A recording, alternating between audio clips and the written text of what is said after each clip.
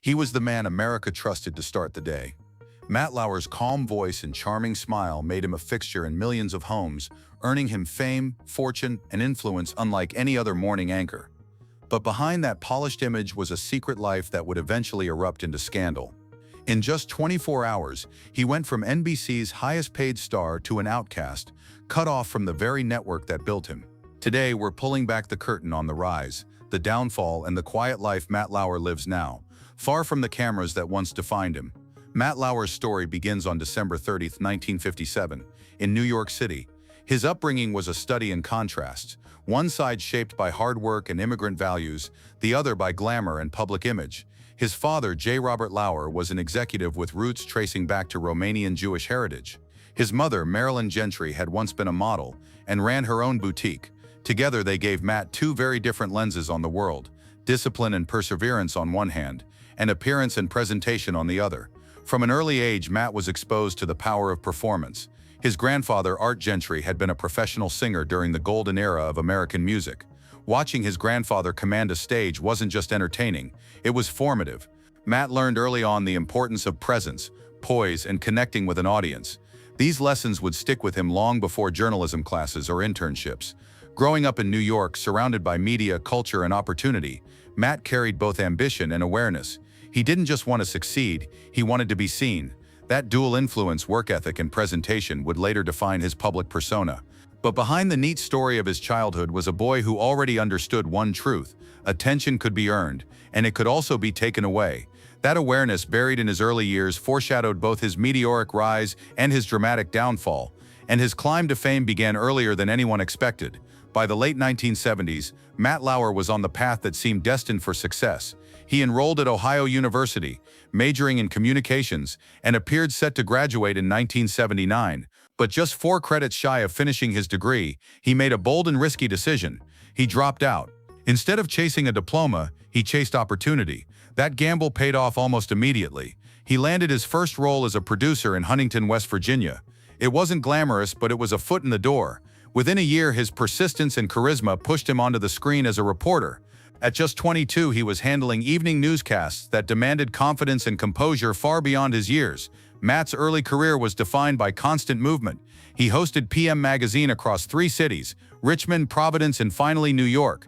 Each move sharpened his ability to adapt, read an audience, and command the camera. He didn't just host shows, he studied the art of connecting.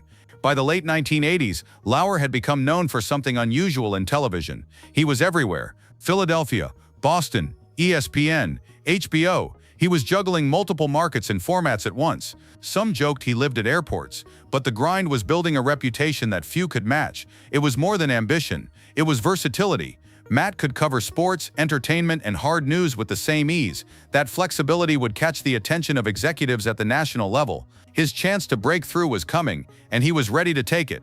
In 1986, Matt Lauer got his first taste of national television with a flashy show called Fame, Fortune, and Romance. Co-hosting alongside Robin Leach, Matt suddenly had a platform that introduced him to viewers across America. The show, filled with yachts, mansions, and luxury lifestyles, didn't last long, but the exposure was invaluable. For the first time, Lauer wasn't just a regional host. He was a face recognized beyond local markets. From there, he embraced a grueling schedule. Between 1987 and 1989, he pulled off something almost unheard of, working in multiple cities at the same time. He hosted local programs in Philadelphia and Boston, while also appearing on ESPN and HBO.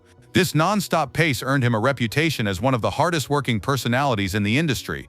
The variety of his work showed something more than just ambition. Matt wasn't locked into one niche. He could cover a celebrity story in the morning, deliver sports analysis at night, and host live interviews in between. That ability to shift tones and formats seamlessly made him invaluable. By 1989, he landed a key role on 9 Broadcast Plaza in New York, a daily live show that mixed news with unpredictable guests. It was a proving ground for his ability to handle pressure and live chaos. While clashes with producers eventually pushed him out, his time there only expanded his credibility. The stage was set. Lauer wasn't just another TV host. He was positioning himself as a reliable, adaptable figure, and NBC executives were beginning to take notice. By the early 1990s, Matt Lauer had become NBC's utility man. He filled in wherever needed: Weekend Today, NBC News at sunrise, even substituting on nightly news. His schedule was relentless, but his consistency stood out. Within the network, he gained a reputation for one thing: dependability. In January 1994, he was named news anchor on The Today Show. At the time, the program was struggling against competitors like Good Morning America. NBC needed a fresh presence, and Matt brought exactly that. Viewers connected with his warmth, humor, and ability to balance hard news with lighter moments. His chemistry with Katie Couric was lightning in a bottle. Together, they made mornings feel less like a broadcast and more like a friendly conversation in the living room. Their playful banter, subtle flirtation, and genuine camaraderie helped ratings soar. But Matt's biggest asset wasn't just charm. When major news broke, he proved he could switch gears instantly.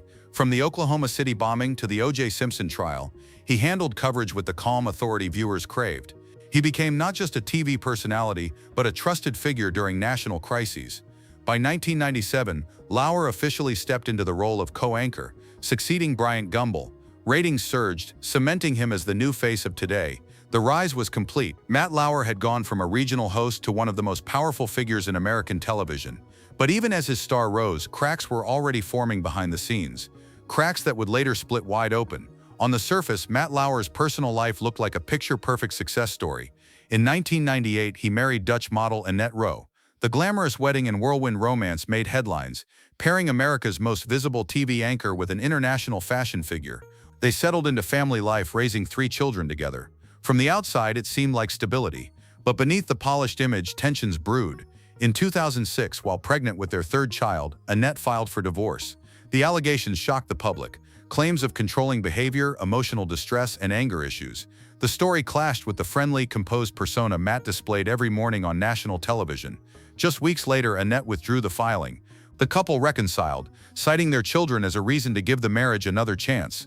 For the next decade, they maintained the appearance of unity, attending events together, raising kids, and presenting themselves as a family. Yet friends close to them claimed the relationship often felt more like a partnership for appearances than a true bond. This duality mirrored Matt's life at large. On screen, he projected warmth and trust. Off-screen, stories of distance, control, and tension began to circulate quietly. For years, those whispers never broke into public view. Still, the 2006 divorce filing hinted at something the public didn't yet know. Matt's life, though glamorous on the surface, was far from the picture of perfection. Behind the charming smile, his personal world was fragile, and soon what had been whispered in private would be exposed for everyone to see. The first cracks became shattering blows in 2017. That November, NBC received a complaint from a staffer, alleging inappropriate conduct by Lauer during the 2014 Sochi Olympics. Within 24 hours, he was fired, ending a 20-year career in a single morning. The abrupt dismissal shocked viewers and colleagues alike. But the revelations didn't stop there. Within days, more women came forward, sharing disturbing accounts that spanned years. Then came the bombshell report by Variety. It detailed a hidden button under Lauer's desk, gifts of sex toys to female colleagues, and multiple incidents of harassment. Stories emerged of women being cornered, demeaned, and silenced by fear of his power at the network. NBC claimed ignorance, but insiders suggested otherwise. Some said complaints had been ignored for years, with executives protecting one of their most valuable assets. The network's culture of silence became part of the scandal itself. One story traced back to 2001, when a young producer alleged she was assaulted in his office after he locked the door with the hidden button.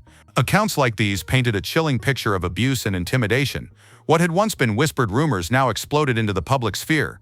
The man who had been the trusted face of American mornings was suddenly a symbol of misconduct, secrecy, and the dangers of unchecked power.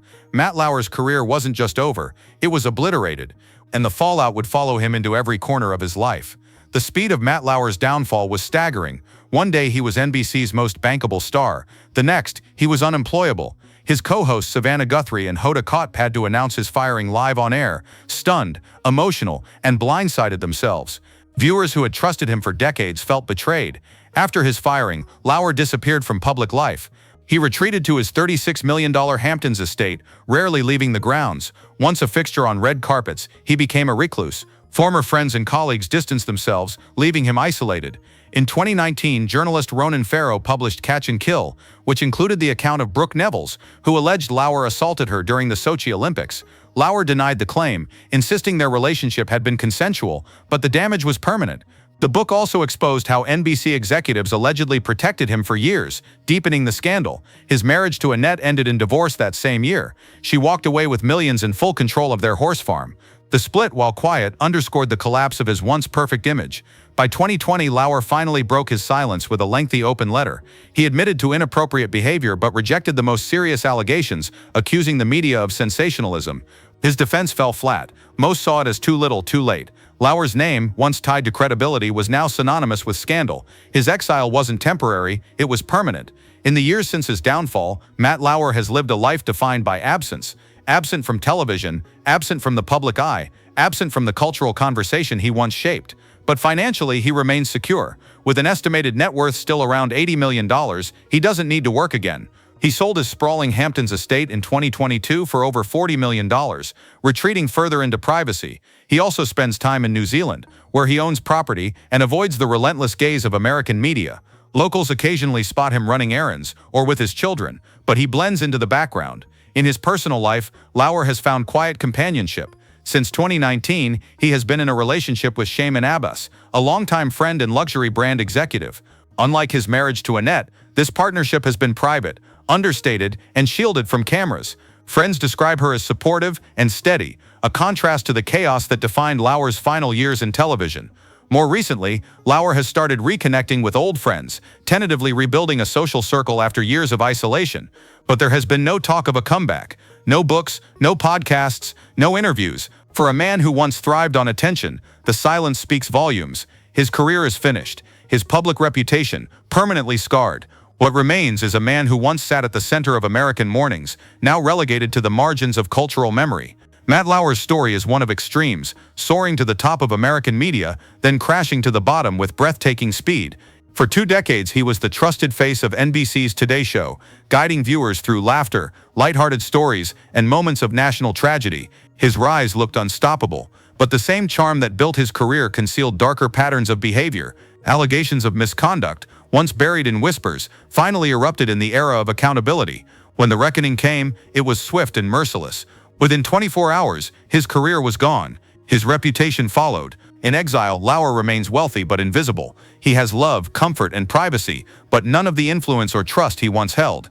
His story is more than a personal downfall. It's a lesson about unchecked power, systemic silence, and how entire industries can enable abuse when profit outweighs accountability. The man who once embodied morning comfort now stands as a cautionary tale. For viewers, his fall wasn't just about Matt Lauer. It was about realizing that the smiling figure in the living room could hide shadows no one wanted to see. And so the question lingers, was Matt Lauer's destruction the product of one man's choices, or a system that protected him until it couldn't any longer?